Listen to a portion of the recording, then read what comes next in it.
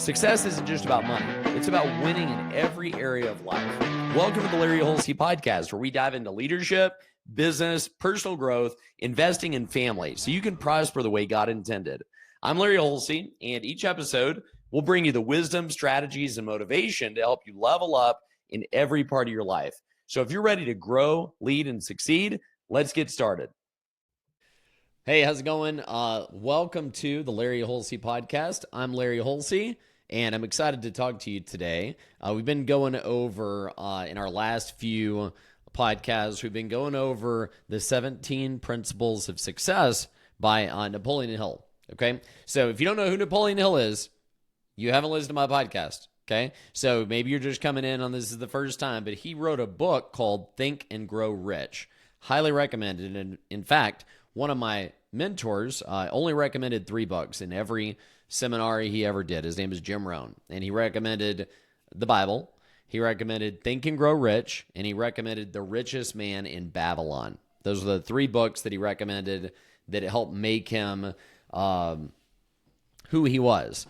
And so anyway, Think and Grow Rich by Napoleon Hill was a book. It was one of the original personal development books. Of course, there were others around that time, but he literally went out and interviewed 500 of the world's richest men and compiled their life lessons of success into one volume called Think and Grow Rich. And so that book has become like the OG of personal development books, and it's really, really phenomenal. Highly recommend you read it. So he did write other things, and he came up with these 17 principles of success, okay? So we've gone over the first 15, and I'll just kind of recap them for you, just kind of give you an idea of what they are, and I've got them actually on my wall over here. So we've got the number one success principle being definiteness of purpose. Okay, we did an episode on that if you'd like to listen to it. Of course, we're on, everywhere you get your podcasts. We're on YouTube. You can follow us on YouTube, or you can subscribe at Larry Hulsey, and then anywhere else that you get your podcasts as well. So definiteness of purpose being the starting point of all achievement. Then the Mastermind Alliance. And if you want to get the notes on these, you're welcome to go listen to those shows as well.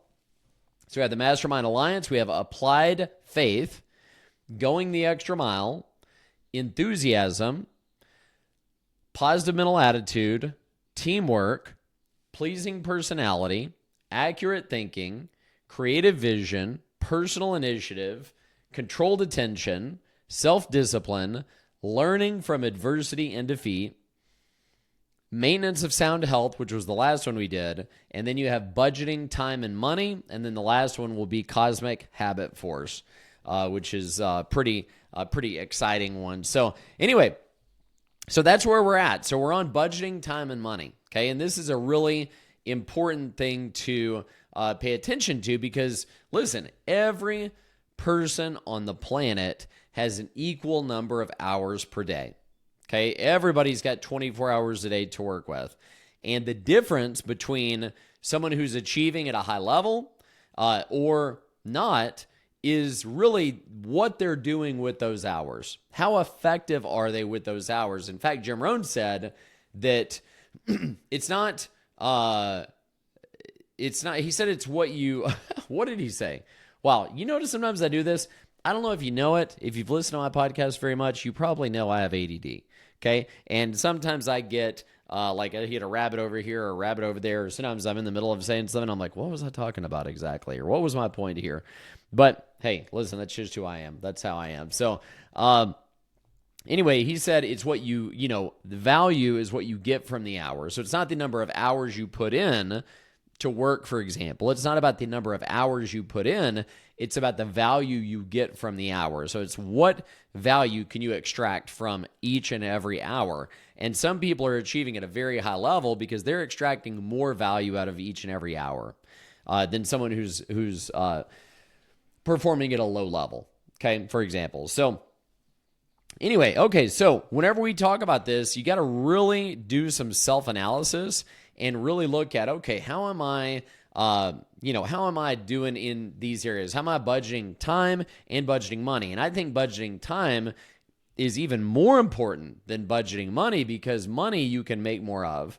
Time is literally, it's limited. Once you spend an hour, it's gone. Once you spend a day, you can't get that day back. You can earn more money. And so anyway, all right. So what we need to do is we need to find, he says here, you must find out who you are, where you're going in life, and how you're going to get there. So who you are, where you're going in life, and how you're going to get there. Those are very important things that you need to know, and you need to be intentional about, not just drift and go with the flow. If you just go with the flow, man, you guys know days can go fast, weeks can go fast, months can become years, and years can become decades, and you can look up and not get where you want to go. So it's not that, just think, if you were just a few degrees off, okay? So if you were going on a trip and you get on an airplane and you dial in a location, say you're leaving Dallas, Texas, and you're going to San Francisco, California. I don't know why you would do that at this point, but if you're going to San Francisco, California, and you go there and the autopilot is set in a few degrees off, you could end up in Seattle or in Anchorage, Alaska. Okay. So you could end up in a place that you didn't plan on going. Now, it doesn't mean that you crashed and burned or that you died in this experience, but it does mean you got to a place you didn't intend to. Now, same thing. You said it, you go fly somewhere else, you're a few degrees off on your autopilot, and you could end up in another place that you didn't intend, a place that you didn't mean to go. And it's very important that you dial in the degrees of your life, the small things in your life, the small ways you use your time, the small ways you use your money, because those small things over a lifetime, they end up becoming a very big thing in terms of where you end up. Because, just a few degrees off in the beginning, as you go farther distances, it can end up taking you to a much different place, okay? So anyway, so think about this. Just a question. So are you currently experiencing success or failure? Okay? Are you currently experiencing success or failure? If you're experiencing failure, and this is from Napoleon Hill, says, hey, if you're a failure, no amount of explanation will change the results. For the one thing the world will never forgive is failure. The world wants successes. It worships success, but it has no time for failures. Now, with that said, failure is part of success. Okay, so for you to succeed in anything big, you must go through failure. And you must go through failure, fail, succeed. Fail, succeed. That's just how it works. So you got to be accustomed to experiencing failure, but true failure is actually when you quit. Okay? Failure is not failure unless you quit. It's only you found a new way that didn't work. Okay? So if you're going for an objective, a goal, and you fail at it, then that just means that you found a new way that approach didn't work. And so you can adjust your approach and try again. Okay? And so my opinion, you're never a failure if you never quit. And that means you actually can never fail. So he also said success requires no alibis or explanations. Success requires no alibis or explanations. Man, ain't that the truth? Isn't that the truth? But failure wants to create alibis, wants to create excuses or alibis. He writes in kind of this old English, but excuses, okay? People who have failed in life tend to make a lot of excuses. And one thing that successful entrepreneurs, business people, or people in any area of endeavor that they're successful are not excuse makers. So people who tend to make a lot of excuses, they're not really going to go anywhere, okay? So now, here's what I want you to look at. The way that you're using your time is going to be very important to making sure that you're maximizing the use of the days, months, days, weeks, months, years that you have at your disposal. So I guarantee you right now, everybody that's watching or listening to this, including me, is wasting a significant amount of time in some area. We're all wasting time. And the first key to stop wasting time is to gain awareness over where we're wasting it and gain awareness over what our what we're doing with our calendar, what we're doing with our time, that's allowing leakage of time to be lost, not being put towards our definite major purpose. Okay, so a great way to do this. Well, actually, I'll give you a tool here before we close out. I'll give you a great tool here near the end to help you to get the most out of your time. Get the most out of the awareness of what you're doing with your time. Okay? So don't let me forget. All right. So here we go. So Napoleon Hill, he breaks down people into two different types of people. So the two different types of people are drifters and non-drifters. So drifters are people who are obviously drifting through life. And the thing about drifting is that you can't drift your way to the mountaintop. You can't drift to the top. Drift has a natural, first of all, it has no direction.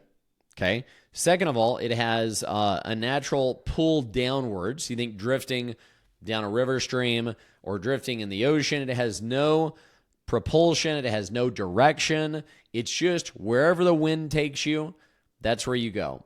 And Jim Rohn talks about the set of the sail. Okay, so if you have ever sailed, the wind can be blowing one direction, but a good sailor can set the sail on the sailboat and take that boat in a direction, not in the same direction the wind's going. Okay? Now, the same wind blows on us all, but the set of the sail is what makes the difference in where the boat goes.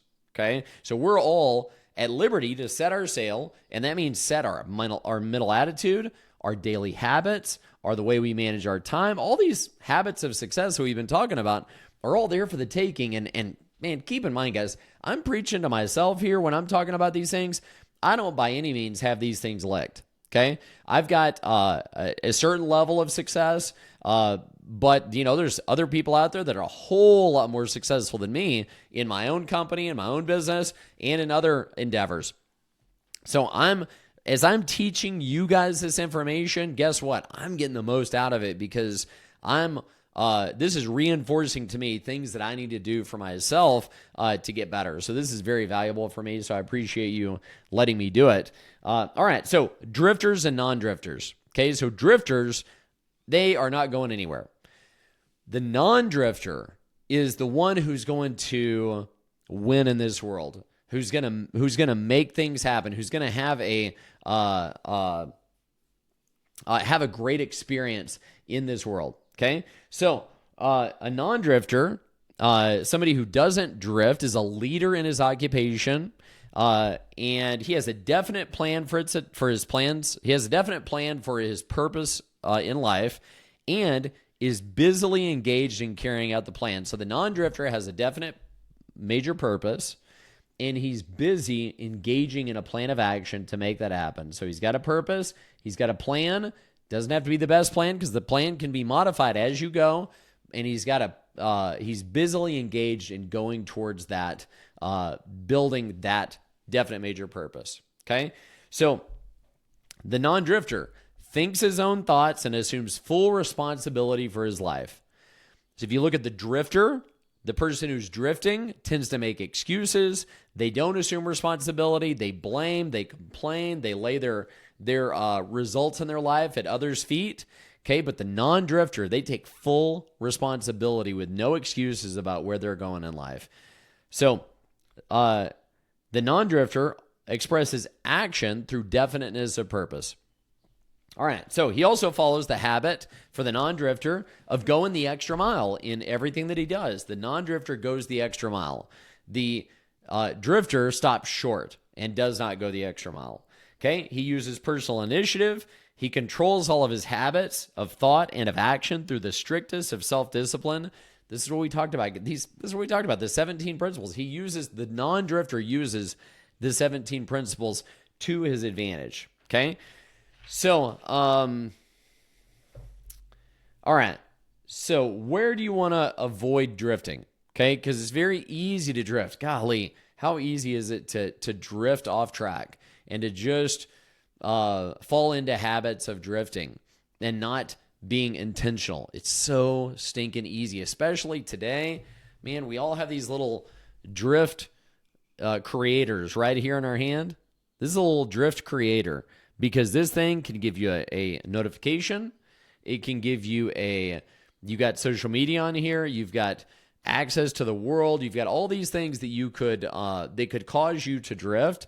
Social media being a big one of them, a big thing that could definitely cause you to drift because, man, how easy is it to get sucked in scrolling and looking at what other people are doing, and you can just waste so much time, okay? So you want to avoid drifting, certainly in your, just a list of areas. Occupation, you want to avoid drifting in your habits of thought, because your thought habits are going to, of course, lead to your action habits. They're going to lead to your thoughts come out of your mouth, and your mouth, the things that come out of your mouth appear in your life. So you want to stay away from drifting habits of thought, and you want to control your thoughts. So the Bible says to take every thought captive and make it obedient to Jesus Christ. So take every thought captive. That means grab every thought and make sure that it's obeying your purpose for your life. Okay? So don't waste any of your precious time worrying over what other people are thinking. Do not waste your precious time worrying about what others think, because others, they're not going to pay your bills. They're not going to support your family. They're not going to take care of you. You've got to get out there and take care of yourself, and do not waste your mental energy worrying about what other people think. That is a huge waste of time. So the drifter consumes lots of time in connection with the affairs of others. In fact, more time with the affairs of others than he does with improving his own circumstances. So they're the ones watching TMZ. They're spending too much time on social media, worrying about what other people are doing. They're talking about other people, gossiping about other people. Those habits are not going to take you anywhere. The habits you need to be doing is things that are taking you to your definite major purpose. Okay? So, all right. So now you want to avoid drifting in business, professional, and personal relationships. Harmony in human relationships leads to confidence, and confidence leads to friendly cooperation. And it's important for you to have that cooperation with others to build anything, because you've never seen anybody build anything successful without the cooperation of others or without other people. Okay?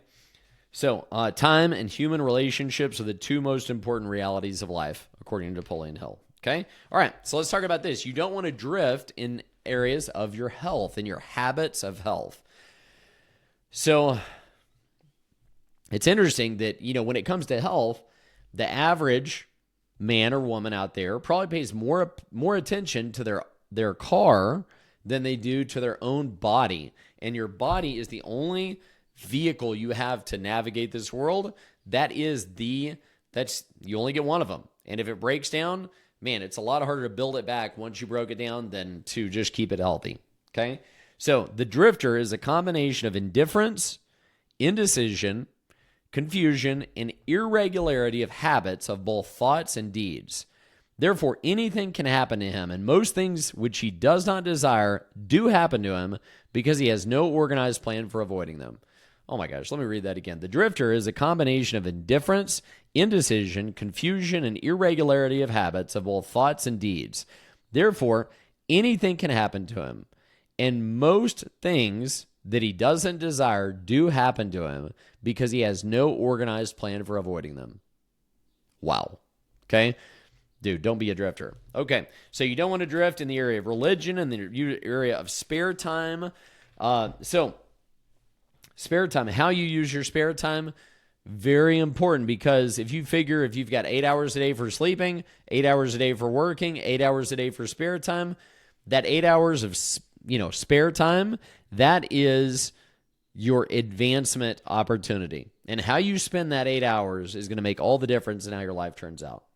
Okay? So, organized use of spare time calls for self-discipline, willpower, and definiteness of purpose. Once a man is inspired with a definite purpose, he will devote the major portion of his spare time to its attainment. So, let's see. Okay, another habit you don't want to drift in is unbudgeted spending. You don't want to develop the habit of drifting in your family relationships. You want to keep those family relationships strong. You don't want to drift in the area of accurate thinking.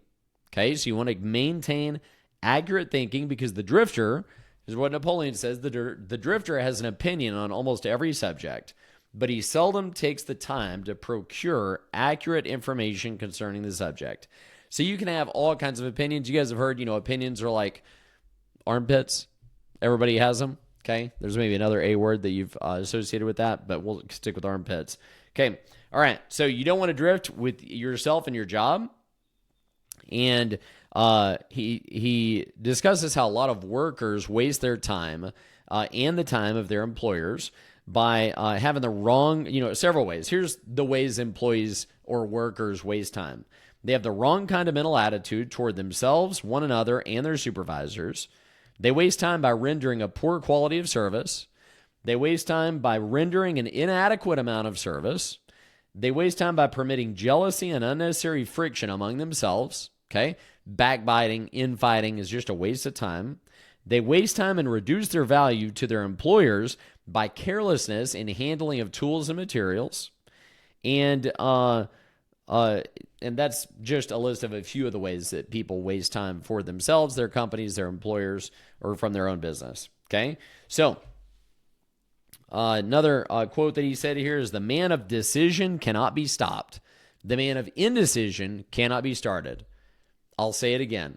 The man of decision cannot be stopped. The man of indecision cannot be started. Which one do you want to be? You choose. Okay? So now it's important to take inventory of yourself and where you're at. Okay? So this is going to be the heavy lifting portion of where you need to, maybe you pause this podcast and you go back and you write these questions down and ask yourself these questions and spend some time journaling and answering these questions for yourself about yourself. And it'll really be helpful to help you to take this self inventory so that you can go out and make a difference for yourself. Okay? Make a difference and change the results that you might be getting. All right? So here we go. After I read you these questions, then I'm going to give you my one of my secrets of how to. Well, wow, I have a lot of notes left to go through. This is good, man. You guys are getting the goods today. All right, so here's the questions. Number one, do you have a definite major purpose? Question number one, do you have a definite major purpose? And if so, how much of your time are you devoting to attaining that purpose? That's the first question. Second question, what plan or plans do you have for its attainment? For that definite major purpose, what plan or plans do you have for the definite major purpose of your life? Number three, is your specific goal in life obsessional? Are you obsessed? Okay. If there's a great book on this subject you may or may not have read by Grant Cardone. It's called Be Obsessed or Be Average. And man, great book. If you really want to achieve something big, you literally have to become obsessed with making that happen. Okay. And obsession maybe gets a bad rap. It's just focus. It's just white hot desire. It's focus. Okay. So fourth question, what have you planned to give in return for the realization of the object of your specific goal in life? What have you, every goal, every plan is going to have a cost, okay? It doesn't come free. There's nothing free in this life. So if you want to succeed and you want to win big and you want to do something big, it's going to cost you something. It might cost you the golf games with your buddies. It might cost you watching Netflix. It might cost you a few youth games, basketball games or baseball games. My kids play a lot of baseball. You might miss a few baseball games. It's going to cost you something. It might cost you sleep. It might cost you some gym time. I don't know what it's going to cost you. Or maybe, if getting to the gym is more important to you than the financial goal, or getting to play golf is more important to you than the definite major purpose, that's okay, because whatever you sacrifice, there's going to be something to be sacrificed. So you either sacrifice the dream or you sacrifice something else. Okay? And if you don't sacrifice something else in pursuit of the dream, it's okay. You're just sacrificing the dream. And that's fine. It's your life. You get to live it by design. Okay? All right. So, next question. What steps have you taken to associate yourself with others under the mastermind principle for the attainment of your definite major purpose? So who are you getting around? Who are you putting yourself around to make sure that you are around the kind of people that are going to help you move towards your goal? Really important. All right. Next question. Have you formed the habit of accepting temporary defeat as a challenge to greater effort? Because we know that every defeat has in it the seeds of a greater equivalent achievement. So every defeat, every failure, take it in stride. It's a part of the deal. It's a part of winning long term. You just got to go through those temporary defeats. All right. Which is stronger, your faith in the attainment of the object of your specific goal in life, or your fear that you may not attain it? Wow. Next question. To which do you devote most of your time? The carrying out of the plan you have adopted for the attainment of your specific goal, or the brooding over the obstacles you may have to overcome to attain it? So are you focused more on, man, I'm going to get this, I'm going to make this happen, I'm going to get it, I'm going to get this goal done, I'm going to get this purpose achieved, or are you focusing more on the obstacles and the things standing in your way? Oh my gosh, this is so powerful. In fact, one of my mentors, Eric Worre, he talks about assuming success. Whenever you go into an endeavor and you go out to build a business or build something, have the attitude and assume success. Assume it's going to work out. Assume those obstacles are going to be overcome. And you work in a different way when you assume success versus thinking about all the obstacles and all the things in your way. Because if you're focusing on those, what you do is you make those things bigger, and then you can't see over them to get to the next thing. Okay? All right. So, next question. Are you willing to forego personal pleasures temporarily so that you may have more time to devote to the attainment of your specific goal? Okay? Are you willing? And then next question is, are you doing so? So you say you're willing, but are you doing that? Are you willing to forego personal pleasures temporarily, and are you actually doing so? So, next question. Do you recognize the truth that you have no assurance of more than 1 second of time, this very second in which to live? You recognize that you may not have tomorrow. You may not have 10 minutes from now. Okay, you could be called home. You could be anything could happen. Okay. So do you recognize, next question, do you recognize that the present circumstances of your life are the result of the use you have made of your time in the past? So your current circumstance is a result of the amount of the way you've used your time up to this point. So whether, and you need to take responsibility for where you are and take responsibility for where you aren't, because wherever you are or aren't is a direct result of how you've used your time. All right, next question. Do you know of any way in which you can be sure of personal success except by the use you make of your time?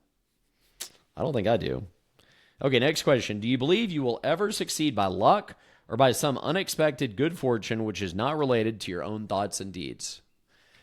I would not try to bet my life on luck, that's for sure. I've got a kid at my window pushing her face up against my window over here at my office. I know it's open. Thanks for saying hi. I love you. All right. So, next question. Do you know any person who is apt to inspire you with the necessary personal initiative to enable you to attain the object of your specific goal unless you take the lead and first inspire yourself? Oh, man. Do you know any person who could inspire you with the necessary personal initiative to attain the object of your specific goal unless you take the lead and first inspire yourself? I don't know, man. You got to pull yourself up. You got to inspire yourself. You got to get yourself going.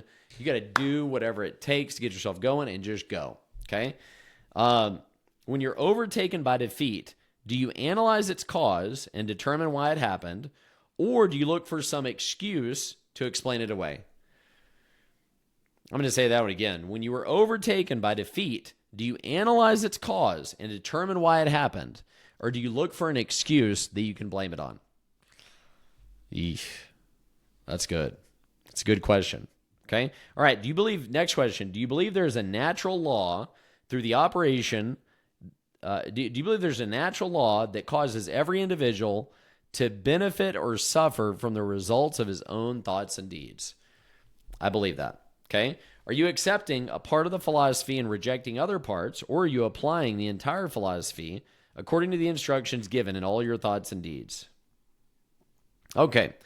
All right. So, actually, I'm going to break this up into two parts because this is so meaty. I've got a bunch of stuff to share with you here, and I want to just say, listen, follow us subscribe to us on YouTube at Larry Hulsey. If you find value here, share with your friends. Follow us on all the platforms. Love for you to leave us a review as well. If you find value here, that really helps us out. So, anyway, appreciate you guys. And this is Larry Hulsey signing off for today. We'll talk to you later. That's a wrap for today. If you got value from this episode, make sure to subscribe so you never miss a show. And if this message resonated with you, share it with a friend and connect with me on social media. I'm at Larry Hulsey, and I'd love to hear how you're applying these lessons in your own journey. So remember, success is more than just one area of life. You want to keep growing, keep leading, and keep prospering the way God intended. We'll see you next time.